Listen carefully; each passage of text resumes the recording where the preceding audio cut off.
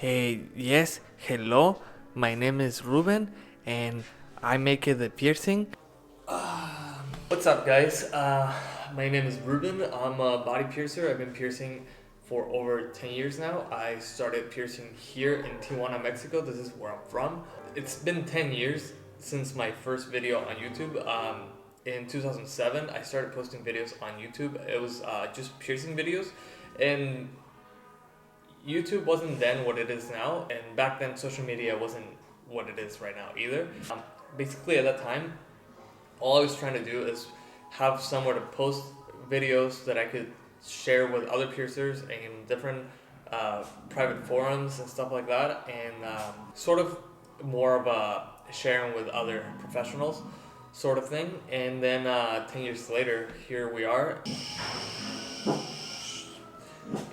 In the last few years, I've actually gone to teach some classes for both the APP and the LBP, and I've also gone on a couple different tours teaching seminars all over here in Mexico, South America, and even Europe.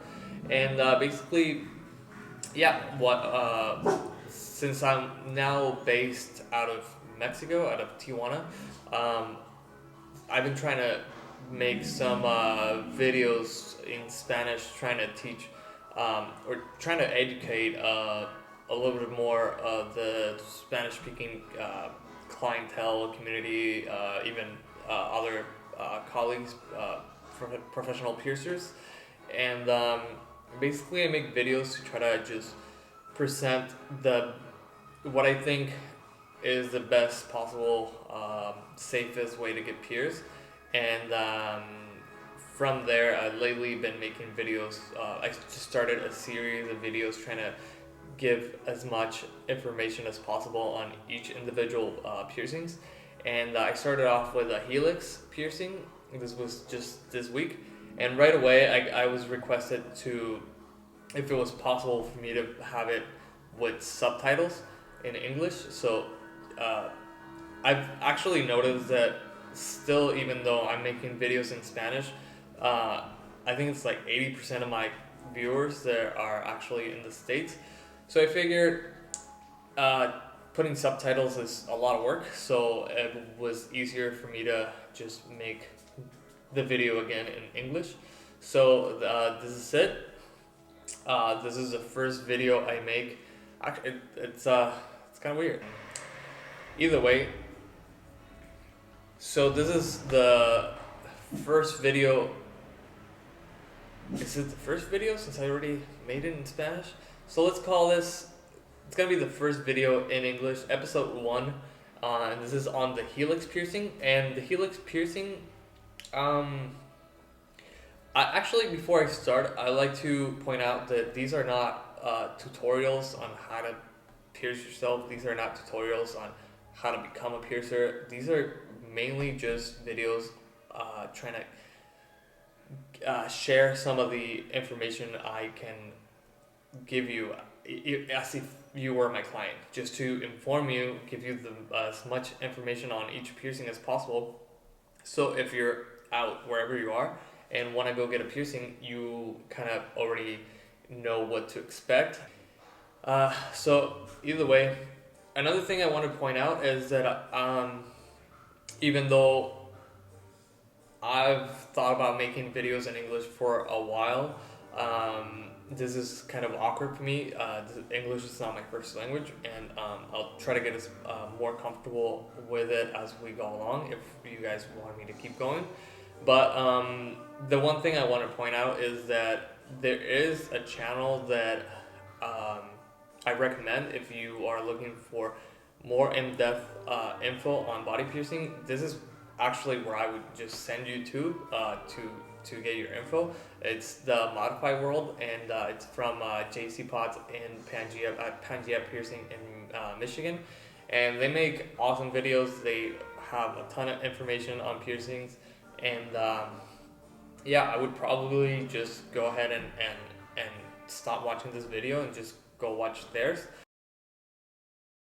If you want to stick around, this is my video, and this is on the helix piercing.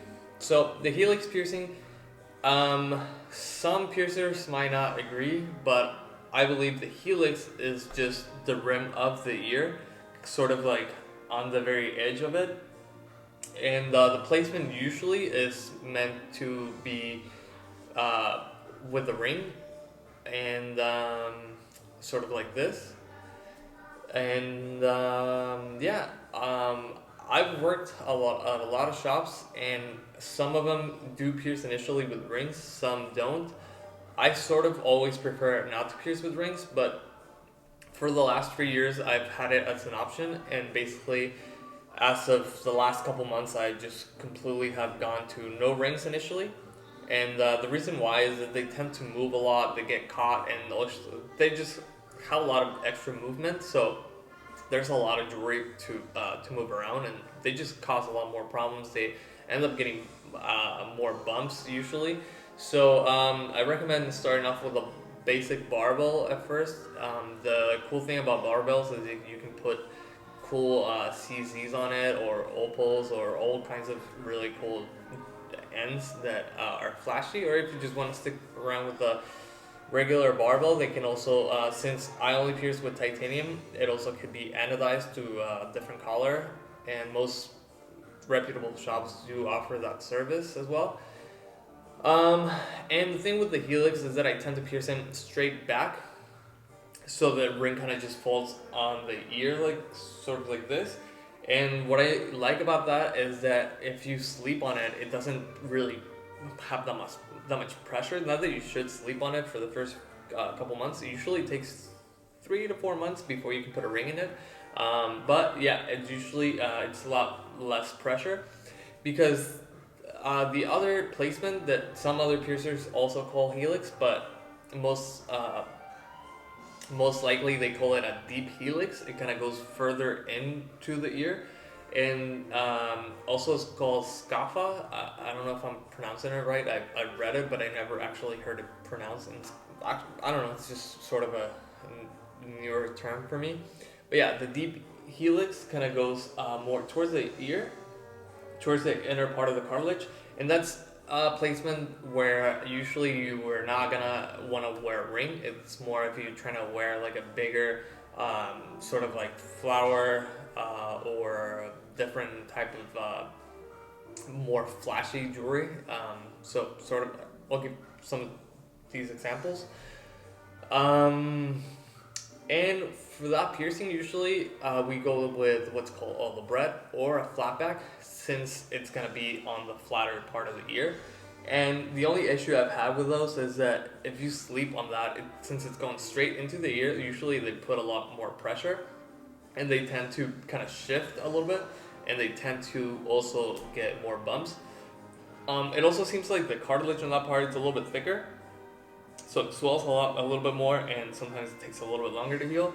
Even though some piercers are not super happy or not a big fan of the straight back piercing, they feel like it's a weird angle for the piercing. I like it. I feel like I can pierce with really short barbells, like 1/4 inch, and they tend to not swell a lot, and they seem to heal pretty nicely. Healing time usually is between 2 to 3 months, sometimes 4, depending on how well you take care of it. Usually try to avoid talking on the cell phone on that side, trying to not sleep on that side. And what I recommend is trying to keep it as dry as possible, meaning that you can shower and all, but just try it when you come out of the shower, if possible, with a blow dryer, just to blood dry. No paper towels, no Q-tips, nothing. Just try to leave it alone. And maybe some saline spray. That's pretty much the helix. That's one of the most basic piercings there are. That's why I started with this particular piercing for the series. If you enjoyed this video, if you think it's cool that I'm making a fool of myself, please let me know. Maybe give it a like or leave a comment. Either way, if you're not a weirdo, you might have an Instagram. I have an Instagram account. You might want to check out my work. I also have a Facebook like page. Also, keep in mind that I am in Mexico, so all of my stuff is in Spanish. And you can look up my work on Instagram under the hashtag RLBP.